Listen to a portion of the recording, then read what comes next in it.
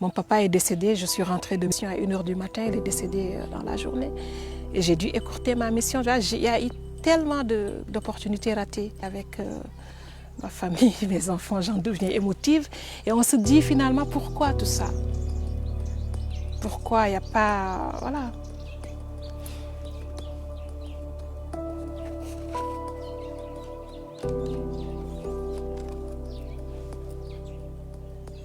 Je pense que j'ai fait le bon choix et je n'ai pas de regrets.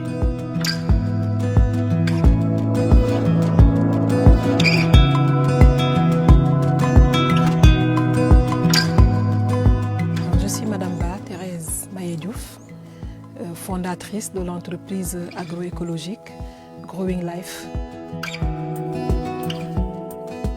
Il y a eu un moment un besoin de changer de vie, de monde, voilà, de faire ce qu'on a envie de faire, d'avoir un impact beaucoup plus touchable, palpable. Et comme j'avais déjà cette passion-là pour l'agriculture, donc ce qui a démarré par être un projet de vie personnelle, donc s'est transformé en un projet d'entreprise, donc sociale et solidaire autour de l'autonomisation de la jeune fille et de la femme. Ce qui m'a motivée à tourner le dos, on va dire, parce que je suis souvent décrite comme la folle du village, à commencer par ma propre famille qui ne comprenait pas ce choix de laisser ce confort salarial, ce confort matériel, voilà, ces voyages, ces missions, et de se tuer à la tâche dans un espace où il n'y avait pas un arbre quand je suis arrivée. Là, j'ai fait une petite plantation de manioc, mais c'est vraiment le manioc qui fond. Voilà, on va arrêter toute l'importation là et essayer de faire pousser les choses à la maison. Voilà. Et puis ça, c'est une variété de basilic, donc c'est le basilic sacré.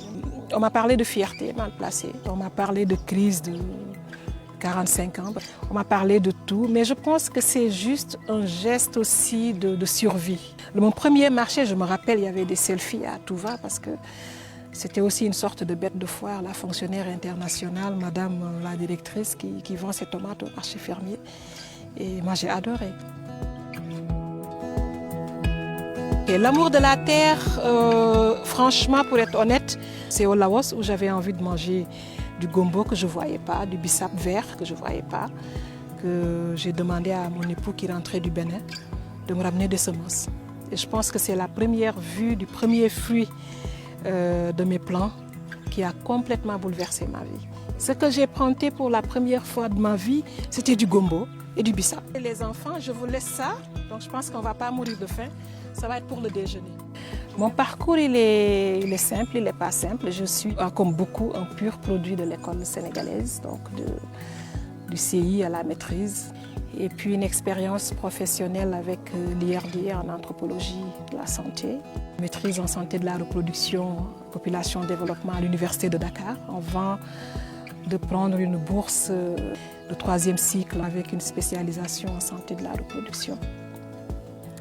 Et puis ma carrière internationale a démarré à partir de là avec la JICA. Je suis la directrice d'un programme régional qui couvrait 9 pays.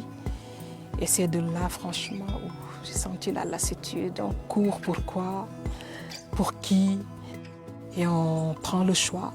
Pour moi, ça a été assez simple, assez clair, assez limpide, d'un retour d'une vie plus sereine, plus calme auprès de mes enfants que j'ai délaissés pendant des années, de mon époux.